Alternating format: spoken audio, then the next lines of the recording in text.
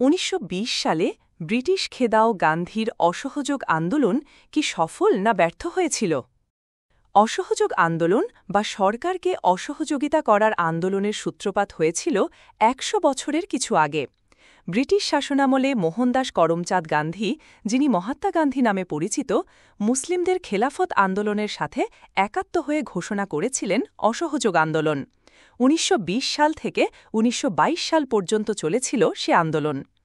এমন আন্দোলনের পেছনে ছিল বেশ কিছু ঘটনা প্রবাহ যা ভারতীয়দের মধ্যে ব্রিটিশ বিরোধী ক্ষোভ বাড়িয়ে তুলেছিল। প্রথম অসহযোগের প্রেক্ষাপট। অসহযোগ আন্দোলনের সূত্রপাত হয়েছিল ব্রিটিশদের প্রণয়ন করা রোলাট আইন থেকে, যেটি ভারতীয়দের কাছে কালো আইন নামে পরিচিত। এমনিতেই নানা কারণে ব্রিটিশদের বিরুদ্ধে ভারতীয়দের মধ্যে ক্ষোভ দানা বাঁধছিল। এর মাঝেই ১৯১৯ সালের ১০ই মার্চ পাশ করা হয়েছিল রোলাট আইন। রাষ্ট্রদ্রোহী কার্যকলাপের সাথে জড়িত কোনো ব্যক্তিকে বিনা বিচারে কারারুদ্ধ বা বন্দী করার জন্য সরকারকে অনুমোদন দেওয়া হয়েছিল সে আইনে। এর অর্থ ছিল ব্রিটিশ সাম্রাজ্যের বিরুদ্ধে কেউ চক্রান্ত করছে এমন সন্দেহ হলেই তাকে বিনা বিচারে ২ বছর পর্যন্ত জেলে বন্দী করে রাখা যাবে। যদি কারো কাছে ব্রিটিশ বিরোধী কোনো পত্রিকা পাওয়া যায়, তাহলেও সে সন্দেহের তালিকায় পড়ার সুযোগ ছিল।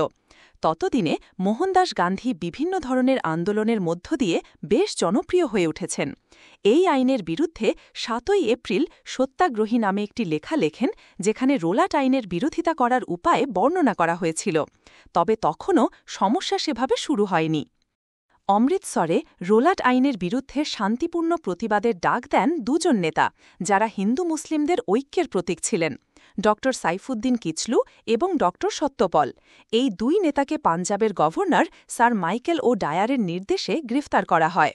দুই নেতার মুক্তির দাবিতে ১৯১৯ সালের ১০ই এপ্রিল ডেপুটি কমিশনারের বাড়ির দিকে মার্চ করে যায় বিক্ষুব্ধ প্রতিবাদীদের একটি অংশ। তাদের ওপরে গুলি চালানো হয়, হতাহতের ঘটনাও ঘটে সেখানে। তবে আরও বড় ঘটনাটা ঘটে এর কয়েকদিন পর।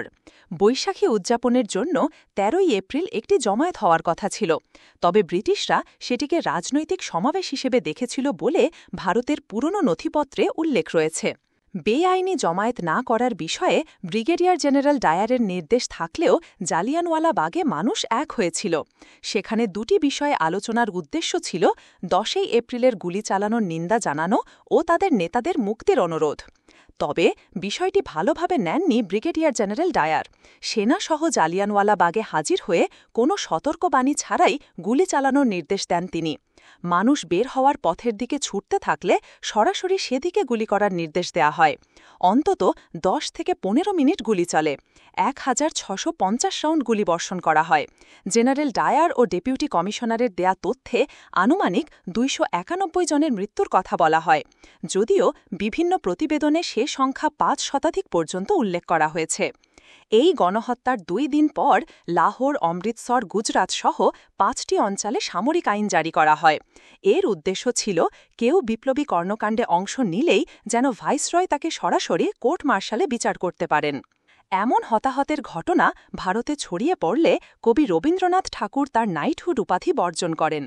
মিস্টার গান্ধীর অসহযোগ আন্দোলন এর পরের বছর শুরু হলেও সেটির মূল প্রেক্ষাপট ছিল এই ঘটনাবলী। খেলাফত আন্দোলনের সাথে সম্মিলিত অসহযোগ। প্রথম বিশ্বযুদ্ধে তুরস্কের পরাজয় এবং ভাঙনের প্রেক্ষাপটে ইসলামের পবিত্র স্থানগুলোর ওপর খলিফার অভিভাবকত্ব নিয়ে ভারতে আশঙ্কা দেখা দেয় তথ্য বাংলাপিডিয়ার। সেখানে বলা হয়, গ্রেট ব্রিটেন ও ইউরোপীয় শক্তিগুলির হাত থেকে তুর্কি খেলাফত ও সাম্রাজ্যকে রক্ষার জন্য ১৯১৯ সালের সেপ্টেম্বর মাসে শুরু হয় খেলাফত আন্দোলনের। এ সম্পর্কে ব্যাখ্যা করছিলেন হায়দ্রাবাদের মাওলানা আজাদ ন্যাশনাল উর্দু ইউনিভার্সিটির ইতিহাস বিভাগের সহকারী অধ্যাপক ড ইকরামুল হক।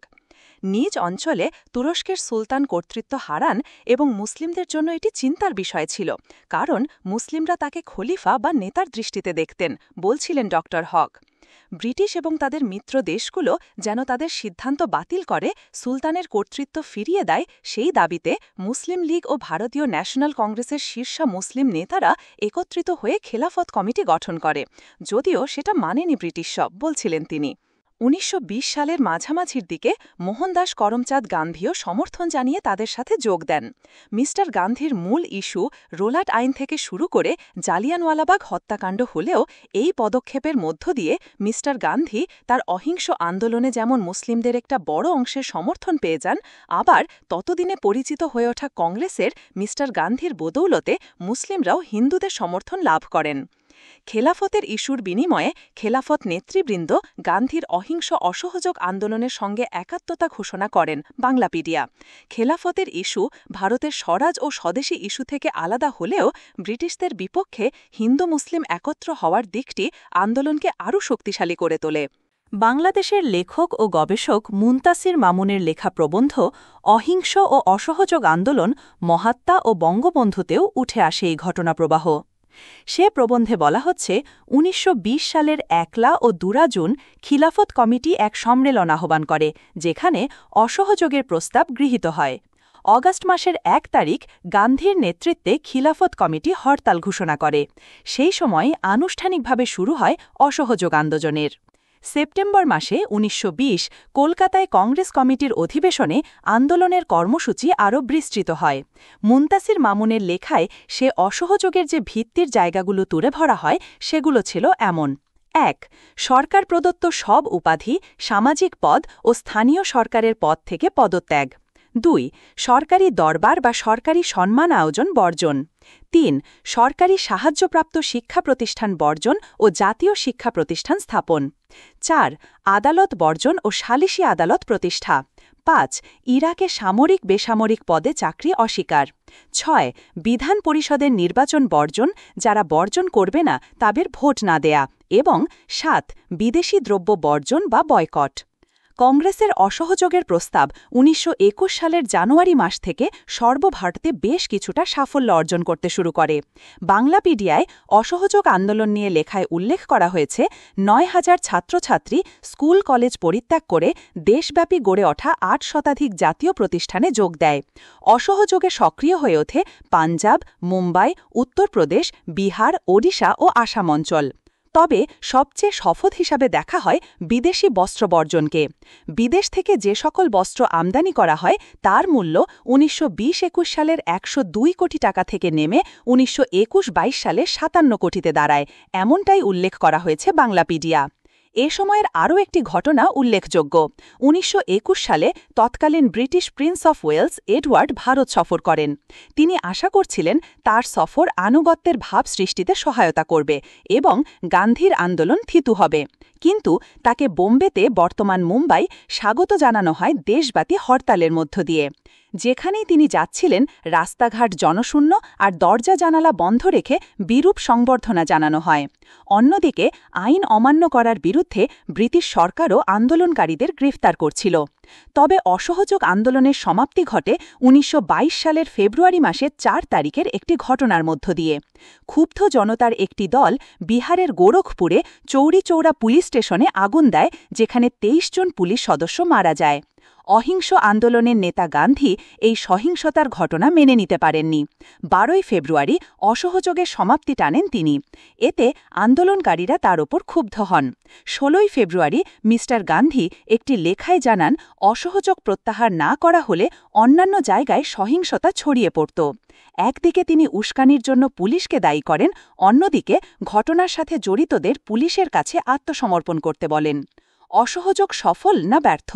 সে সময়কার অসহযোগ আদৌ কতটা সফল ছিল তা নিয়ে বলছিলেন ড. ইকরামুল হক। রাজনৈতিক কৌশল হিসাবে সেটি খুব বেশি কার্যকর বলা যায় না, কারণ এতে করে আসলে কিছু হয়নি। গান্ধীজি বা ভারতীয় জাতীয়তাবাদী নেতাদের কোনো অভিযোগ আমলে নেওয়া হয়নি বলছিলেন তিনি। ড. হক উদাহরণ দেন জালিয়ানওয়ালাবাগ হত্যাকাণ্ড, রোলাট আইন, খিলাফত আন্দোলন তেমন কোনো দিকেই আসলে বিশেষ কিছু অর্জন করা যায়নি। তবে তার মতে এর প্রভাবটা ছিল মূলত রাজনৈতিক কর্মসূচিতে জনগণের অংশগ্রহণ। মিস্টার গান্ধী ভারতীয়দের মধ্যে একটি জাতীয়তাবাদী চেতনা জাগিয়ে তুলেছিলেন। এটি ব্রিটিশদের বিরুদ্ধে জাতীয়তাবাদের সংগ্রাম আর শহুরে মধ্যবিত্তের বা শিক্ষিত ভারতীয়দের আন্দোলন ছিল না, শুধু একটা গণ আন্দোলনের রূপ নিয়েছিল। কৃষক, শ্রমিক, নারী, দরিদ্র সবার মধ্যে জাতীয়তাবাদের চেতনা দিন দিন আরও শক্তিশালী হয়, বলছিলেন মিস্টার হক। এই বিষয়টি উঠে এসেছে অন্যান্য লেখাতেও। তার দৃষ্টিতে সবচেয়ে বড় সফলতা ছিল স্বরাজ বা স্বাধীনতার আন্দোলনে সব পর্যায়ের, সব সম্প্রদায়ের মানুষকে একত্র করা, বিশেষত অসহযোগ আন্দোলনের সাথে খিলাফত আন্দোলনকে একত্রিত করা, যার মধ্য দিয়ে এক হয়েছিল হিন্দু মুসলিম। মিস্টার হক উদাহরণ দেন তৎকালীন আর্য সমাজের কৃষক নেতা স্বামী সহজানন্দকে মুসলিমরা দিল্লির জামে মসজিদে বক্তৃতা দেওয়ার জন্য আমন্ত্রণ জানান। অপরদিকে পাঞ্জাবে মুসলিমদের নেতা সাইফুদ্দিন কিচলুকে শিখরা অমৃতসরে আমন্ত্রণ জানান এবং তাকে স্বর্ণ মন্দিরের চাবি দেয়া হয়, যেটা শিখদের জন্য পবিত্রতম স্থান। ইতিহাসবিদ সৈয়দ আনোয়ার হোসেনের মতে চৌরি চৌরার ঘটনায় মিস্টার গান্ধীর আন্দোলন প্রত্যাহার প্রমাণ করে তখনও রাজনীতিতে আদর্শ ছিল। বাংলাদেশের রাজনৈতিক সহিংসতার প্রেক্ষাপটে মহাত্মা গান্ধীর অহিংস আন্দোলন থেকে অনেক কিছু শেখার আছে বলে মনে করেন তিনি।